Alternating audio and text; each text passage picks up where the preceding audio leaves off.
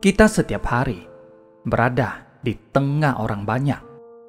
Makhluk hidup memiliki banyak pikiran yang menyimpang. Mereka memiliki tabiat dan sikap yang berbeda-beda. Di antara banyak orang yang penuh kekotoran batin, kita harus menenangkan hati dan menerapkan ajaran Buddha dengan baik. Kita harus memiliki dharma di dalam hati. Dharma seperti air. Saat noda batin hampir terbangkitkan, kita harus segera menggunakan dharma untuk membersihkan kekotoran batin. Untuk itu, di dalam hati kita harus senantiasa ada dharma. Dharma bagaikan air. Selain membersihkan kekotoran batin sendiri, kita juga harus berbagi dharma dengan orang lain. Inilah yang disebut memutar roda dharma. Buddha telah mewariskan dharma kepada kita. Kita harus kembali berbagi dengan banyak orang. Roda dharma haruslah selalu berputar di dalam hati kita. Dengan begitu, saat noda batin bangkit, roda dharma dapat menghancurkan segala kerisauan yang menimbulkan konflik dengan sesama. Kita harus membersihkan noda batin dengan menggunakan air dharma. Apa yang perlu kita risaukan di dunia ini? Setelah melepas rasa cinta, benci, dan dendam, hati kita akan bebas dari kemelekatan. Setelah membersihkan noda batin, kita harus menjaga keteguhan hati dengan baik. Kita harus percaya bahwa segala yang terjadi merupakan buah dari perbuatan kita sendiri. Raja dan kekuatan karma. Suatu hari, ada seorang raja yang sedang tidur. Saat masih belum benar-benar bangun, dia mendengar dua penjaga yang tengah berbicara. Penjaga pertama bertanya, "Menurutmu, apa yang bisa menjadi sandaran hidup kita dan membuat kehidupan kita tenang dan damai?" Penjaga kedua menjawab, "Saya percaya saya bisa bersandar pada raja karena beliau bisa memberikan kehidupan yang tenang bagi saya." Penjaga pertama berkata, "Saya percaya apa yang saya lakukan akan menentukan kehidupan saya. Saya harus menenangkan hati dan berfokus pada momen saat ini. Inilah yang Buddha ajarkan kepada kita." Saat mendengarnya, raja merasa sangat gembira. Raja bergembira karena mendengar penjaga kedua berkata bahwa dia menyandarkan hidup pada raja. Setelah terbangun dari tidurnya, raja meminta orang untuk menyampaikan pesan kepada permaisuri. Nanti raja akan meminta orang untuk mengantarkan arak.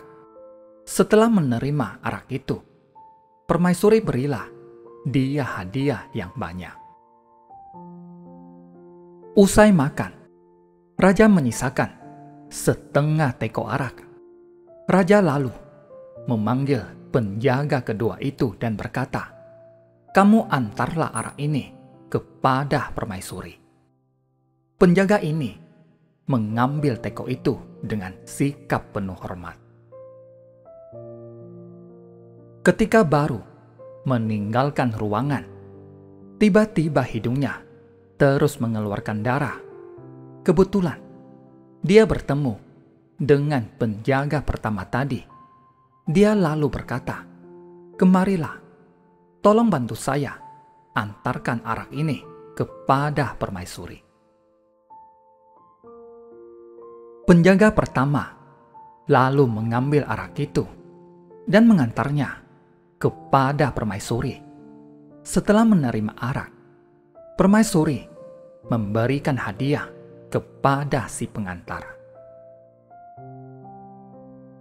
Kemudian, sang raja bertemu dengan si penjaga kedua, lalu bertanya padanya, "Saya memintamu mengantarkan arak. Apakah kamu sudah mengantarnya?" Penjaga kedua menjawab, "Saat akan mengantarnya, hidung saya berdarah sehingga saya tidak bisa pergi. Karena itu, saya meminta teman saya untuk mengantarnya."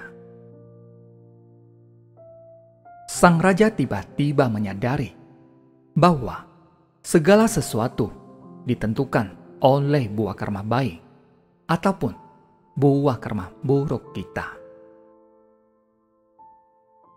Kita harus percaya pada ajaran Buddha. Buddha selalu berkata benar.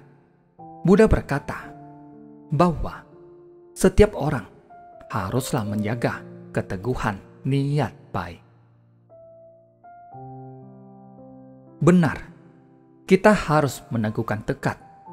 Perbuatan baik pasti menghasilkan buah karma baik.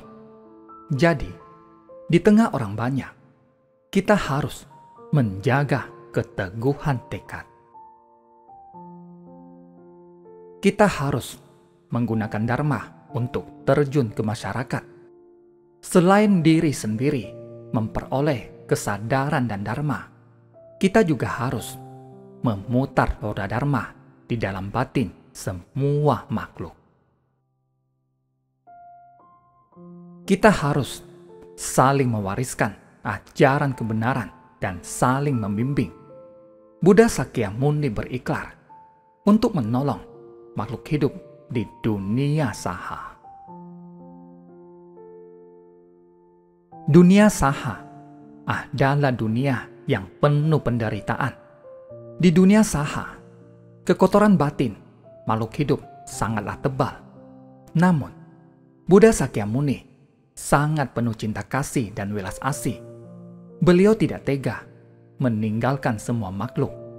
Karena itu, beliau berikrar untuk terus datang ke dunia saha ini dari kehidupan ke kehidupan. Buddha berharap setiap orang dapat membangun tekad untuk melatih diri dan membangkitkan hati yang murni untuk menatapi jalan bodhisattva guna membimbing semua makhluk. Selain membangkitkan hati yang murni, kita juga harus lebih banyak melakukan praktek bodhisattva. Inilah yang disebut membina berkah dan kebijaksanaan. Jika setiap orang berbuat demikian, maka kehidupan di dunia akan sangat sejahtera dan setiap orang dapat hidup aman dan tentram. Inilah negeri yang paling ideal. Jadi, kita harus meneguhkan ikrar. Janganlah membiarkan kondisi luar membuat ikrar kita menjadi goyah. Jika demikian, berarti kita sebagai manusia awam tidak memiliki keyakinan yang mendalam. Dengan memiliki keyakinan yang mendalam, secara alami kita bisa berpegang teguh pada tekad. Hati kita harus berpegang teguh pada tekad. Asalkan ada tekad, pasti akan ada kekuatan. Namun, tekad harus dimulai dari keyakinan. Inilah pembinaan keyakinan, tekad, dan praktek.